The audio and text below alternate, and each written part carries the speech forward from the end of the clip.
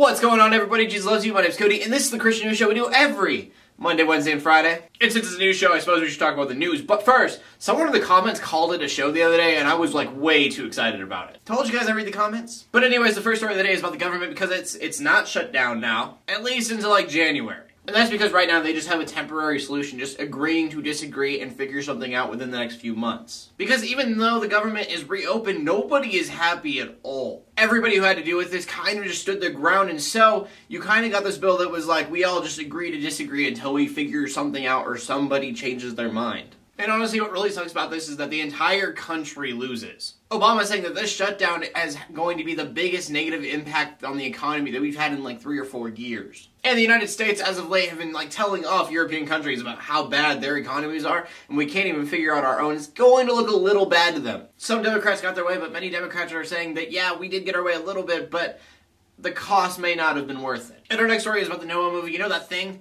that we were all really excited about? We're like, it's going to be awesome because it's going to be a Bible epic turned into a big screen movie. And I've also brought up the warning that this movie might turn into like an environmentalist movie in some way, because that's just been talked about in the media. Well, Paramount has been working with a lot of Christians to make sure this movie gets done right, and it seems like not a lot of Christians are that excited about it. There have been arguments between Aronofsky, the director of the movie, and Paramount, because Aronofsky wants to be artistic and creative with the idea, and Paramount doesn't want to anger all the religious people who will be watching. Now, I'm still really excited for this movie, but the one thing that actually really worried me was Aronofsky made a statement saying that all the animals are going to be tweaked just a little bit just so they're more for their time, which that's awesome. I'm excited for that. But then he said there it's going to feature fantastical creatures, and I'm like, what does fantastical creatures mean? Because if I see a dragon, I am going to be very disappointed. So I guess the bottom line is only time will tell. The movie is supposed to come out March 28th, 2014, so pretty soon, really. My hope is just that it doesn't flop so that we make more movies like this. And that brings us to the final story of the day, which is about Friends. And here is where I would try to do a French accent, but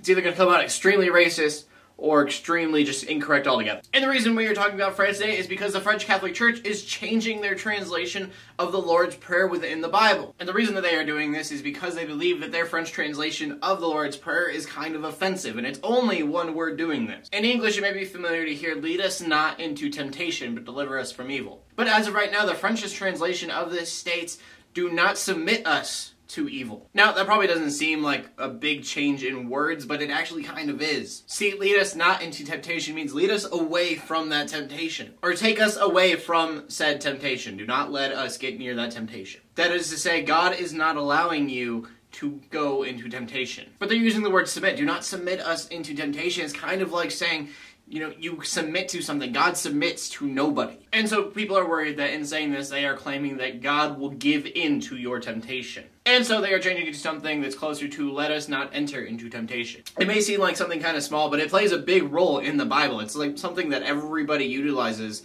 almost all the time. But I just wanted to bring it up because I thought it was awesome that we still have the original text of the Bible, but yet our translations have evolved over time because we do more and more study into what those original texts are trying to say with their words. An example is the English word set has 464 different meanings. So you have the original Hebrew and you have the original Greek that it was all written in, but each one of those words in that entire Bible can have different meanings. And so the idea of what those are supposed to mean grows over time. The words themselves are never changing, but we have so many different English words that can mean what that one Greek word can mean. So I just think it's awesome that still today we are looking at the Bible and we're looking at every word and researching what that context most likely means still. And I know a lot of people just don't understand that if you were to get just a literal translation of the Hebrew and the Greek, the original text, you still have thousands of different translations because of all the different words that those words could mean. I've heard atheists ask, with all the different translations in the world, how do you know which one is right? And the answer to that usually, because some of them are not that case, but the literal translations are all the same.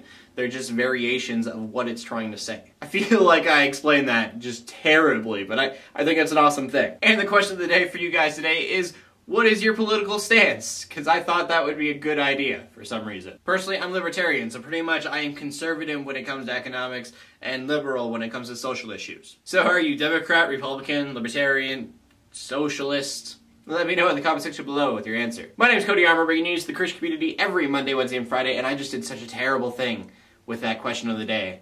I already see. In closing, let the haters hate, let the Christians pray, and so everybody like, subscribe. I'll see you later, and God bless.